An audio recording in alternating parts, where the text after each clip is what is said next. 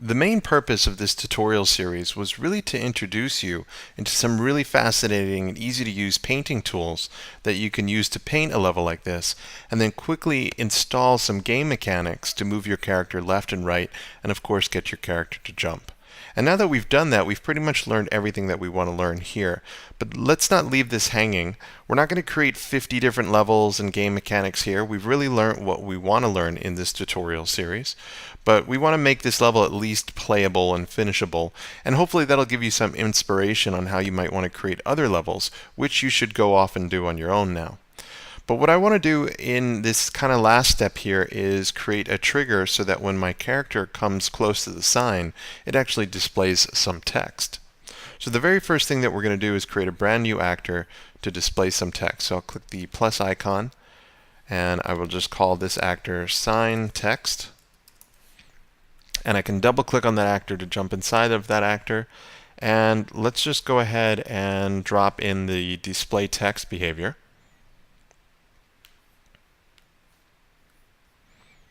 And we can drag and drop this sign text into our scene.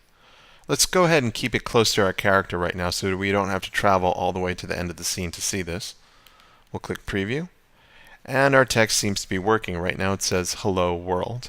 And we can see that it's white, and because our actor, this square bounding box, is white, it's kind of hard to read all the text. So let's change a few things here right now. The first thing that I'm going to do is, again, go back into the sign text actor. And under the color pull down, as we saw before, we can take this alpha and switch that to 0. So I'll do so now. And if we preview this again, you can see that now that actor is completely transparent and we just have hello world. And I can, of course, change this text. So I will just change it to something like return to where you came from.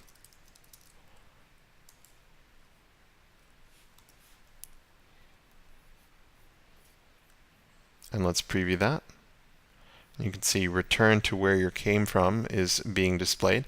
But we want to, of course, change the size so we can make this a bit smaller. So we'll do something like 18. We'll make the color a little bit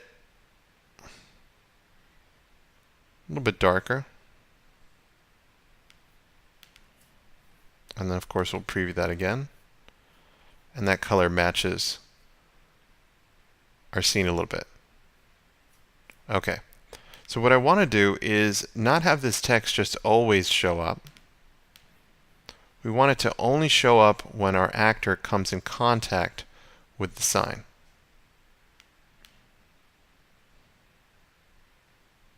So I'm going to put it somewhere around here. And what we want to do is jump again into the sign text and create a rule that says when you overlap and collide with our hero, only then do we want you to display this text. So the text won't be there unless our hero comes in contact with it. So let's go ahead and preview this and see if it works. So we'll just get our hero to travel over to the sign.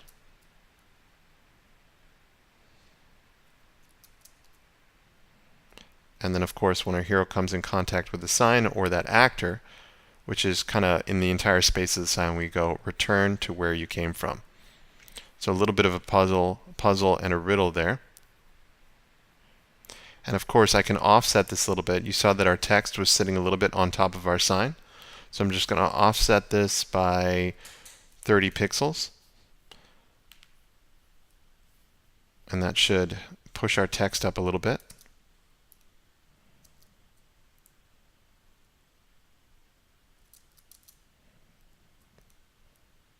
And of course, only when we're in contact with this invisible actor do we see this text return to where you came from. And then, of course, when we leave, the sign turns off.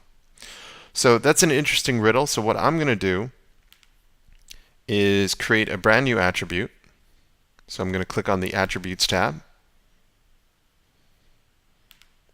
I'm going to click the plus icon, and I'm going to choose a text-based attribute and click Choose. And I'm going to name this attribute door on question mark, And by default, I'm going to say no. So I'm going to create a secret door that is turned off by default, and that's why I have it set to no. And what I want to do is have this sign trigger actually turn that door on. So I'll go back to sign text.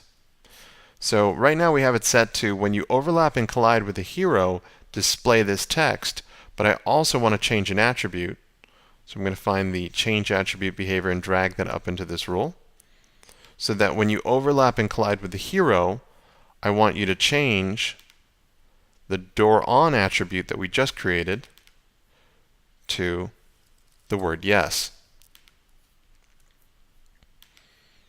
And now all I need to do is create a door. So I will click the plus icon again. I'll call this door. I'm going to double click on door and change its color. We'll make the door completely black.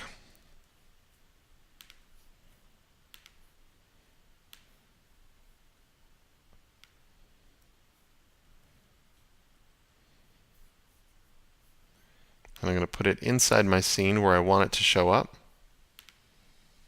I'll put it right there. And what I want to do is actually double click on the door right now to figure out where it's located. And you can see its position is 125 by 122. So I need to remember that. This door's position is 125 by 122 because what I'm going to do is actually delete the door. And I'm going to go back into the sign text and create a new rule that says when the attribute game door on is yes, then I want to spawn an actor. So I'm going to go down to the spawn behavior.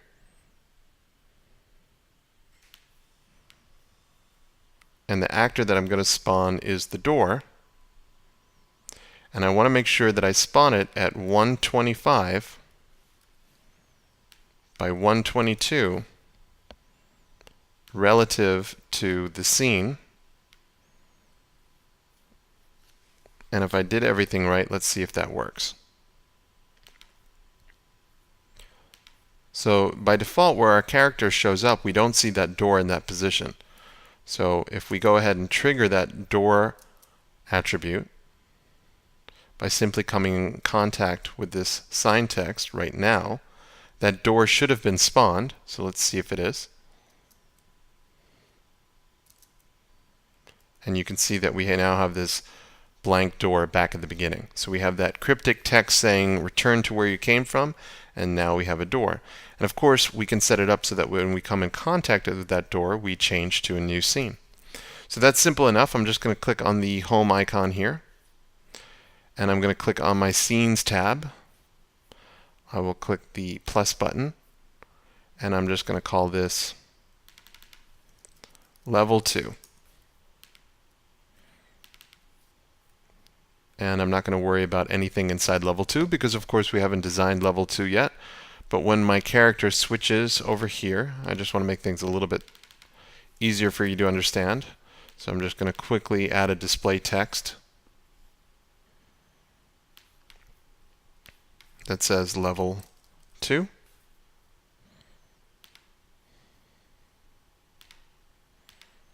going to make this actor invisible as well. So I'll just put this inside my scene 2 here.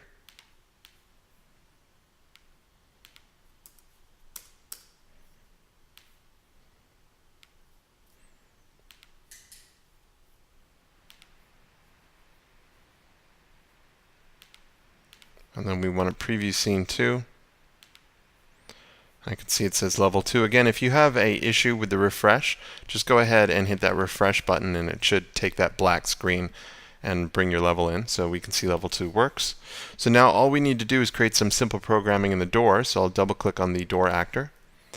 And the simple programming is create a rule that says when you overlap and collide with the hero, then we want to change the scene. So we're going to find the change scene behavior and we'll drag and drop that into this rule that says when you overlap and collide with the hero, we want to change to level 2.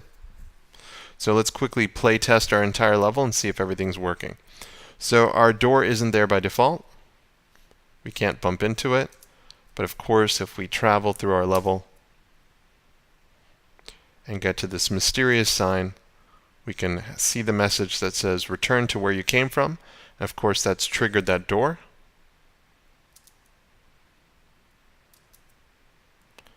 And then if we come in contact with the door, we're instantly pushed over to level 2. So now that we can beat this level, the last thing I'm going to do is actually add in a little bit of ambient sound. And because we have kind of such an ominous, gray, monotone scene, I'm just going to add a little bit of rain sound in the background. Don't forget, music isn't always the most important thing in these games. Sometimes just having ambient bird sounds or wind or the sound grass makes when it blows, or in this case rain, is actually quite interesting.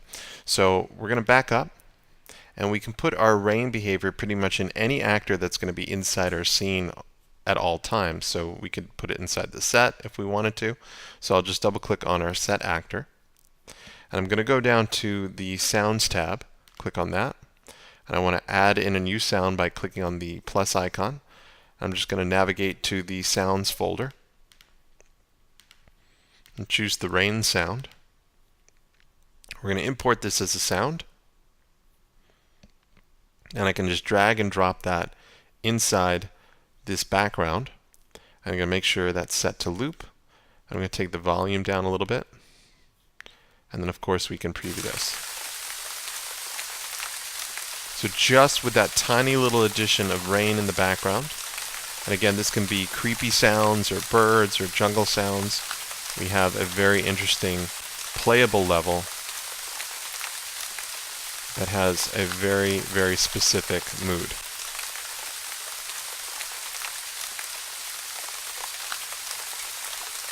So enjoy. Take the time to make sure that all of your mechanics are set up exactly the way that you want, and we cannot wait to see all the different levels that you guys create. Again, have fun in the early part of this series where you're painting out these levels. Just go crazy thinking of some very fascinating levels. And as I said, we cannot wait to see all the amazing creations that you send us.